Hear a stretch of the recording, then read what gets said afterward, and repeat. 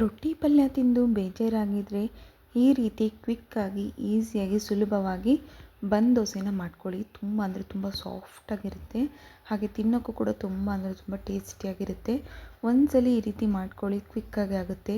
ಇಡ್ಲಿ ದೋಸೆಗೆ ಅಕ್ಕಿ ಮತ್ತು ಬೇಳೆ ನೆನೆ ಇಡೋದು ಬೇಡ, ತುಂಬ ಸುಲಭವಾಗಿ ಈಸಿಯಾಗಿ ಮಾಡ್ಕೋಬೋದು. ಬ್ರೇಕ್ಫಾಸ್ಟ್ ಆಗಿರ್ಬೋದು ಅಥವಾ ಲಂಚಿಗಾಗಿರ್ಬೋದು, ಡಿನ್ನರಿಗೆ ಕೂಡ ಮಾಡ್ಕೋಬೋದು. 1 ಕಪ್ ಅವಲಕ್ಕಿನ ಇಲ್ಲಿ ಬಳಸ್ತಾ ಇದ್ದೀನಿ. 1 ಕಪ್ ಅವಲಕ್ಕಿಗೆ 1 ಕಪ್ ಆಗುವಷ್ಟು ಚಿರೋಟಿ ರವೆನ ಹಾಕಿ ಒಂದು ಸತಿ ನೀಟಾಗಿ ವಾಶ್ ಮಾಡ್ಕೊಳ್ಳಿ. ತುಂಬ ಅಂದರೆ ತುಂಬ ಈಸಿಯಾಗಿ ಮಾಡ್ಕೋಬೋದು ಸ್ನೇಹಿತರೆ. ಒಂದು ಸತಿ ಈ ಒಂದು ವಿಡಿಯೋನ ಕಂಪ್ಲೀಟಾಗಿ ನೋಡ್ಕೊಳ್ಳಿ. ಈಗ ಸ್ವಲ್ಪ ನೀರು ಹಾಕಿ ಸೈಡಿಗೆ ನೆನೆ ಹಾಕಿ ಇಟ್ಕೊಂಬಿಡಿ. ಒಂದು 5 ನಿಮಿಷಗಳ ಕಾಲ ನೆನೆದ್ರೆ ಸಾಕಾಗುತ್ತೆ. ಅವಲಕ್ಕಿ ಮತ್ತು ರವೆ ಎರಡು ಮೆತ್ತಗಾಗಬೇಕು. ಅಲ್ಲಿವರೆಗೂ ಚಟ್ಪಟ್ ಅಂತೇಳಿ ಚಟ್ನಿನ ರೆಡಿ ಮಾಡ್ಕೊಂಡು ಬರೋಣ. ಚಟ್ನಿಗೆ ಇಲ್ಲಿ 1 ಈರುಳ್ಳಿನ ಉದ್ದುದ್ದಕ್ಕೆ ಕಟ್ ಮಾಡ್ಕೊಂಡಿದ್ದೀನಿ, ಹಾಗೆ 1 ಟೊಮೊಟೊನ ಕೂಡ ಉದ್ದುದ್ದಕ್ಕೆ ಕಟ್ ಮಾಡ್ಕೊಂಡಿದ್ದೀನಿ. ಒಂದು 4ರಿಂದ 5 ಬೆಳ್ಳುಳ್ಳಿ ಹಾಗೆ ಹಸಿ ಶೇಂಗಾನ ಆ್ಯಡ್ ಮಾಡ್ಕೊಂಡಿದ್ದೀನಿ. ಈಗ ಡ್ರೈಯಾಗಿ ಇದನ್ನೆಲ್ಲ ಫ್ರೈ ಮಾಡ್ಕೋಬೇಕಾಗುತ್ತೆ. ಒಂದು ಕಡೆಯಲ್ಲಿ ಡ್ರೈಯಾಗಿ ಫ್ರೈ ಆಗೋವರೆಗೂ ಬಿಡಿ, ಸಣ್ಣ ಫ್ಲೇಮ್ನಲ್ಲಿ ಇಟ್ಕೊಂಡು ಮಾಡ್ಕೊಳ್ಳಿ. ಅದಾದಮೇಲೆ 1 ಸ್ಪೂನ್ ಆಗುವಷ್ಟು ಎಣ್ಣೆನ ಇಲ್ಲಿ ಬಳಸ್ತಾ ಇದ್ದೀನಿ. ಒಂದು 4ರಿಂದ 5 ಹಸಿಮೆಣಸಿನ್ಕಾಯಿ ಕೂಡ ಆ್ಯಡ್ ಮಾಡ್ಕೊಂಡಿದ್ದೀನಿ. ಈಗ ಮತ್ತೆ ಇವೆಲ್ಲವೂ ಕೂಡ ಮೆತ್ತಗಾಗಬೇಕು, ಅಂದರೆ ಸಾಫ್ಟ್ ಆಗಬೇಕು ಈರುಳ್ಳಿ ಮತ್ತು ಟೊಮೊಟೊ. ಅಲ್ಲಿವರೆಗೂ ಚೆನ್ನಾಗಿ ಎಣ್ಣೆಯಲ್ಲಿ ಸ್ವಲ್ಪ ಫ್ರೈ ಮಾಡ್ಕೊಳ್ಳಿ. ನೆಕ್ಸ್ಟ್ ಬಂದುಬಿಟ್ಟು ಇವಾಗ ಚಟ್ನಿನ ರೆಡಿ ಮಾಡ್ಕೊಳ್ಳೋಣ. ಈಗ ತಣ್ಣಗಾಗೋಕ್ಕೆ ಬಿಟ್ಟಿದ್ದೀನಿ. ಒಂದು 5 ನಿಮಿಷಗಳ ಕಾಲ ತಣ್ಣಗಾಗಿದೆ. ತಣ್ಣಗಾಗಿದ್ದ ತಕ್ಷಣವೇ ಇವಾಗ ಚಟ್ನಿಗೆ ರೆಡಿ ಮಾಡ್ಕೊಳ್ಳೋಣ. ಇಲ್ಲಿ ಯಾವುದೇ ರೀತಿಯಾದಂಥ ಒಗ್ಗರಣೆ ಹೊಡ್ಕೋಬೇಕಂತ ಏನೂ ಇಲ್ಲ. ಕ್ವಿಕ್ಕಾಗಿ ಈಸಿಯಾಗಿ ಈ ಚಟ್ನಿ ಕೂಡ ರೆಡಿ ಆಗುತ್ತೆ. ತುಂಬ ಟೇಸ್ಟಿ ಇರುತ್ತೆ. ಸಾಫ್ಟಾಗಿ ಬಂದಿರುವಂಥ ಬನ್ ದೋಸೆಗೆ ಈ ಒಂದು ಟೇಸ್ಟಿಯಾಗಿರುವಂತಹ ಚಟ್ನಿನ ಮಾಡ್ಕೊಳ್ಳಿ. ಯಾವುದೇ ರೀತಿಯಾದಂಥ ಕೊಬ್ಬರಿ ಬೇಡ, ಒಣ ಕೊಬ್ಬರಿ ಬೇಡ, ಹಸಿ ಕೊಬ್ಬರಿ ಕೂಡ ಬೇಡ. ನೆಕ್ಸ್ಟ್ ಬಂದುಬಿಟ್ಟು ಇವಾಗ ಸ್ವಲ್ಪ ರುಚಿಗೆ ತಕ್ಕಷ್ಟು ಉಪ್ಪನ್ನ ಆ್ಯಡ್ ಮಾಡಿಕೊಂಡು, ನೀರು ನಿಮಗೆ ಎಷ್ಟು ಬೇಕೋ ಅಷ್ಟು ನೀರನ್ನ ಹಾಕ್ಕೊಂಡು ಒಂದು ಸತಿ ಮಿಕ್ಸಿ ಜಾರಿಗೆ ಹಾಕ್ಕೊಂಡು ಬನ್ನಿ.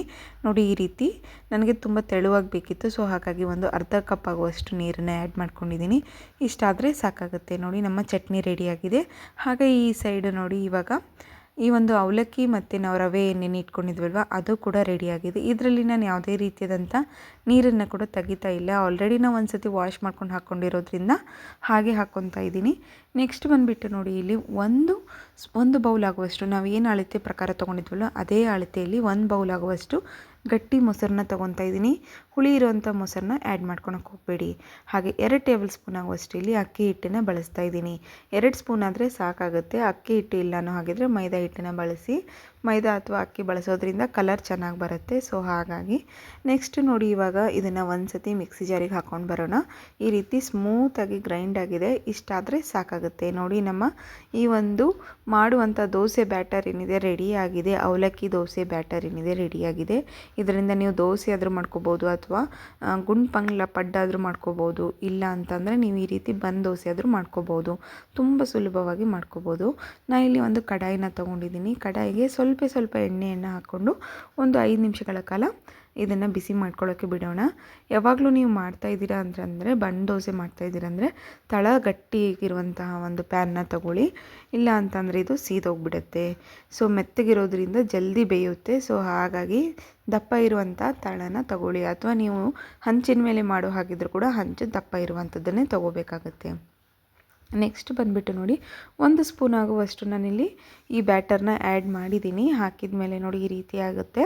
ಒಂದು 5 ನಿಮಿಷಗಳ ಕಾಲ ಲಿಡ್ನ ಕ್ಲೋಸ್ ಮಾಡ್ಕೊಂಡ್ಬಿಟ್ಟು ಚೆನ್ನಾಗಿ ಬೇಯಿಸ್ಕೊಳ್ಳಿ.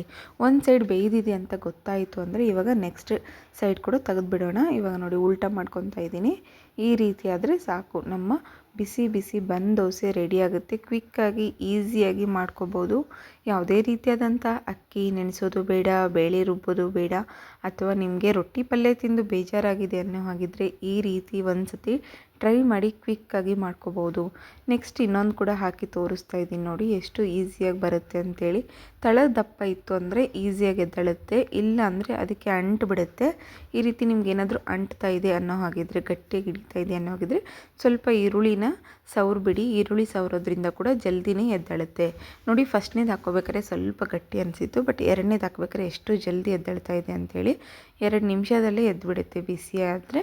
ಹಂಚು ಬಿಸಿ ಆದರೆ ಸಾಕು. ಅದೇ ರೀತಿ ಈ ಪ್ಯಾನ್ ಕೂಡ ಬಿಸಿಯಾಗಬೇಕು. ಈ ನೋಡಿ ಇವಾಗ ರೆಡಿಯಾಗಿರುವಂಥ ಎರಡನೇದು ಕೂಡ ನಿಮಗೆ ತೋರಿಸ್ಕೊಡ್ತಾ ಇದ್ದೀನಿ. ನೋಡಿದ್ರಲ್ಲ ಸ್ನೇಹಿತರೆ, ಎಷ್ಟು ಸುಲಭವಾಗಿ ಈಸಿಯಾಗಿ ಮಾಡ್ಕೋಬೋದು ಅಂಥೇಳಿ. ಈ ವಿಡಿಯೋ ನಿಮಗೆ ಇಷ್ಟ ಆಗಿದೆ ಅಂತ ಅಂದ್ಕೊತೀನಿ.